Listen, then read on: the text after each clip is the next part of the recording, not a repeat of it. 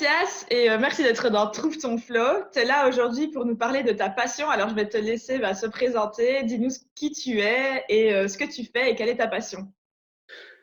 Bonjour à tous, voilà, moi c'est Mathias, j'ai 33 ans, j'habite à Liège et ma passion c'est la cuisine et pour profiter pleinement de ma passion, je suis cuisinier dans mon propre restaurant qui est une petite affaire familiale qu'on a repris avec mon frère il y a une petite dizaine d'années et du coup voilà, je me retrouve dans ma cuisine pour ma passion que j'ai toujours voulu depuis tout petit. Justement, cette passion, quand est-ce que ça t'est venu? Quand est-ce que tu l'as découverte? Et comment tu as fait pour la vivre? Écoute, donc depuis tout petit, je rêve d'être cuisinier.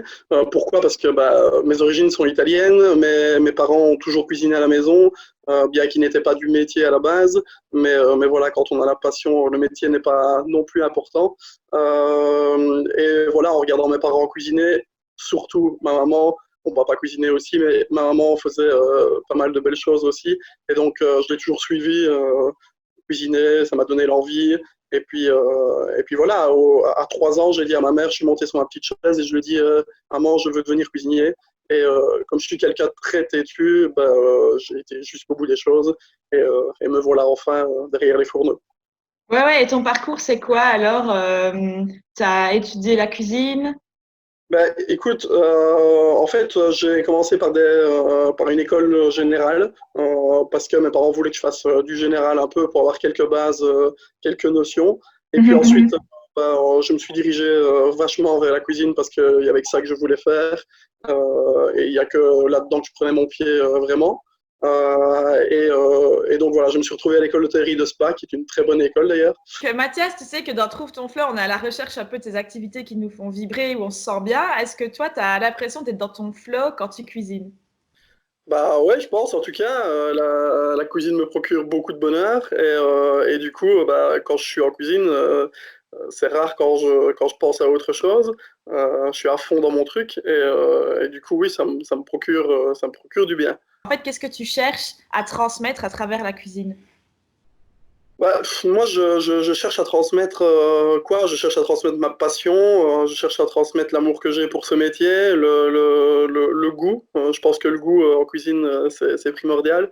Donc voilà, c'est assez important quand les gens goûtent quelque chose et qui ressentent que le gars qui est derrière le mur a préparé, on a réussi à faire passer une émotion qui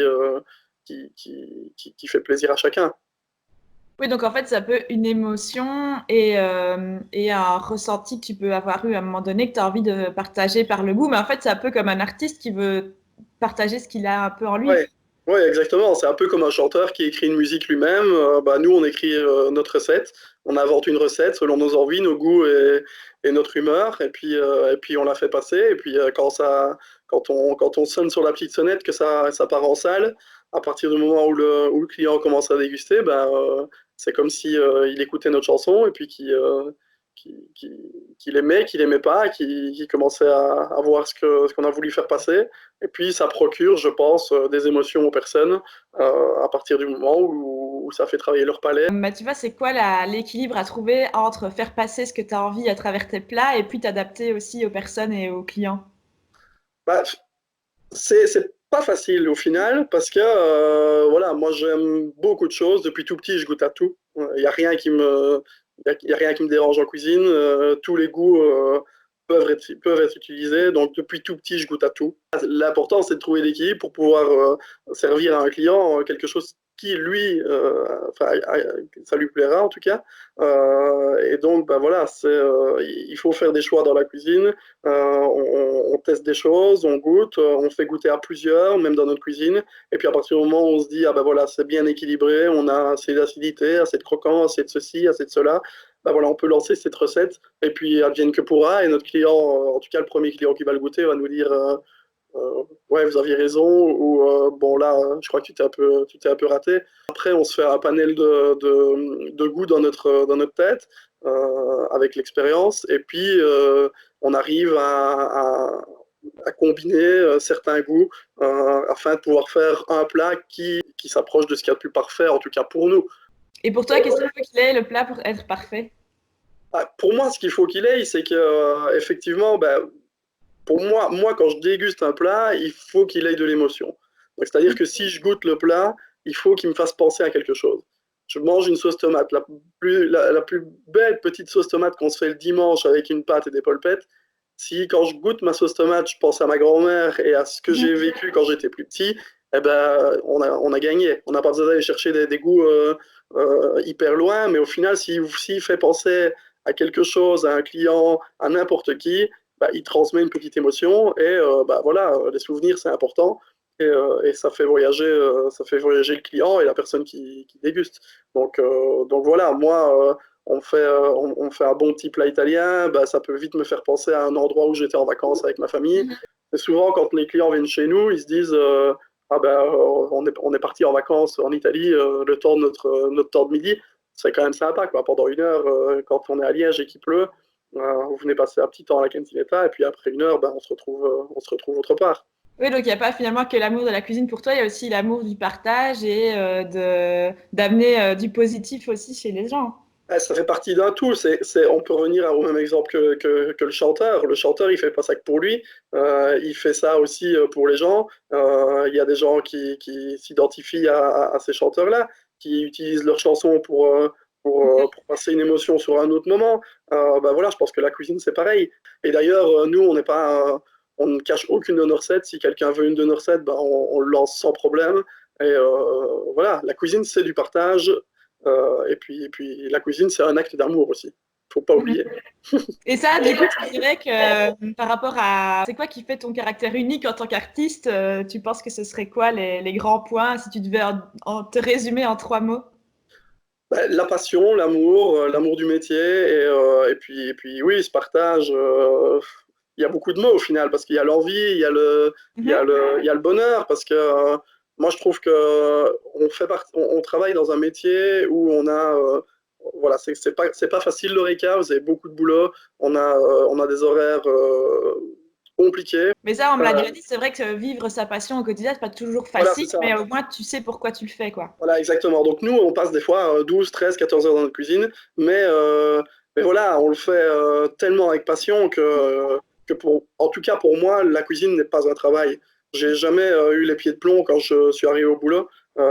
Et il y a même des fois où je me réveille la nuit et où je me dis, je me réjouis d'aller bosser parce que je vais absolument tester ce que j'ai pensé pendant mon sommeil ou pendant un rêve ou un autre truc. Donc voilà, je suis toujours assez excité de pouvoir faire ça. Quand j'arrive dans ma cuisine, c'est pour créer quelque chose et je passe ma vie à tester des choses. En cuisine, ce qui est bien, c'est qu'on apprend toujours. Toujours, toujours, toujours. Même Paul Bocuse a toujours appris, même aux derniers instants de sa vie, de n'importe quel cuisinier. Et c'est ça qui est bien justement dans ce partage de la cuisine. C'est qu'on peut apprendre de n'importe où et puis on peut faire évoluer sa cuisine comme on a envie. L'important, c'est d'être motivé par ce qu'on fait et si on est motivé, on peut arriver, je pense, où on veut. Super, Mathias, bah, c'est exactement les mots que j'ai envie de partager dans le cadre de Trouve ton flow. Je savais qu'avec toi, ce serait possible, vu le Merci. personnage. Donc, merci. Tu disais que pendant tes rêves, du coup, parfois, tu as de l'aspiration. Et quelles sont tes sources d'aspiration? Mes sources d'inspiration, tout d'abord, c'est la famille. La famille, depuis tout petit, on cuisine comme dans n'importe quelle famille. Et moi, la cuisine, ça me fait penser à des souvenirs. Et comme par exemple, quand j'étais petit, j'allais manger chez ma grand-mère où elle me préparait de la sauce tomate avec des polpettes. Et ben, cette sauce tomate, elle est ancrée dans ma tête. Et malheureusement, je pourrais plus jamais y goûter. Mais je la connais par cœur, le goût, je le connais par cœur. Personne ne saura d'ailleurs le faire aussi bien qu'elle. Et ben, on se rappelle d'un certain moment. Et donc les aspirations, ben, elles viennent surtout de l'enfance et de tout ce que j'ai pu faire. Elles viennent des voyages que j'ai faits. J'ai pas fait beaucoup de voyages à l'étranger parce que je suis assez attaché à l'Italie. Il y a une culture de la cuisine qui est assez importante parce que dans toutes les régions, on a des goûts différents, chaque région en fait a sa spécialité. Et donc, ça nous permet de pouvoir apprendre 36 000 choses. Et puis maintenant, avec les nouvelles technologies, avec Instagram, avec tout ça, ben, on voit passer des belles choses, on peut partager avec d'autres cuisiniers. Moi, j'ai la Bible de la cuisine italienne, qui est la cuillère d'argent, voilà, je me réfère de temps en temps à cette Bible. Et d'un côté, un peu l'authenticité aussi de la cuisine italienne, tes souvenirs d'enfant, tes émotions, et puis allier tout ça avec le côté moderne que tu aimes amener dans tes plats, quoi. Alors, est-ce que tu aurais un petit conseil à donner aux personnes qui, justement, qui sont soit perdues et n'ont pas identifié leur flow, soit qui sont sur la voie de leur passion, mais qui ne savent pas comment faire pour la suivre? Voilà, moi, mon conseil, c'est celui-ci, petite personne que je suis, pour donner des conseils. C'est, ben voilà, quand vous avez une idée, quand vous avez une envie, quand vous avez une passion, ne la laissez jamais de côté. C'est très important de la mettre en haut de l'échelle. À partir du moment où vous faites ce que vous avez envie dans la vie, eh ben, vous arrivez à, à une source de bonheur au final. Parce que, comme je vous disais tout à l'heure, le fait d'aller travailler en cuisine, ben, c'est même pas aller travailler, ça fait partie d'un de mes hobbies les plus importants. Et donc, je vais pas travailler, moi, je vais m'amuser Tu vas dans la cuisine. t'amuser. Voilà, simplement. Donc, mon but, et moi, mon conseil, c'est faites toujours votre passion à fond et écoutez-vous vous-même. N'écoutez pas les autres. C'est bien d'écouter les autres, c'est bien d'écouter les conseils des autres, c'est bien de prendre le positif et le négatif de chacun, mais au final, c'est vous qui vivez votre propre vie et donc faites ce que vous avez envie et vous verrez si vous vous trompez ou pas. On peut se tromper de temps en temps. Alors, on s'en rendra compte et puis voilà, on changera peut-être de chemin. Mais vivre votre passion à fond, pour moi, c'est le plus important. Bah, trop bien, Mathias. Pour moi, c'était super important que quelqu'un, justement, qui vit sa passion tous les jours, prenne la parole dans ce programme et donne des petites astuces, voilà, plutôt que des conseils, si tu veux. Avec plaisir.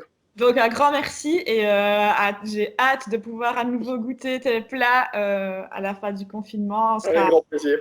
le premier endroit où je me rendrai.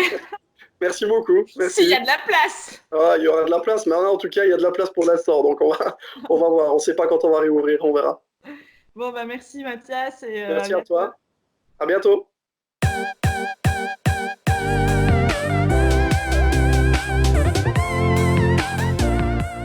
Et la cuisine je suis perdu là.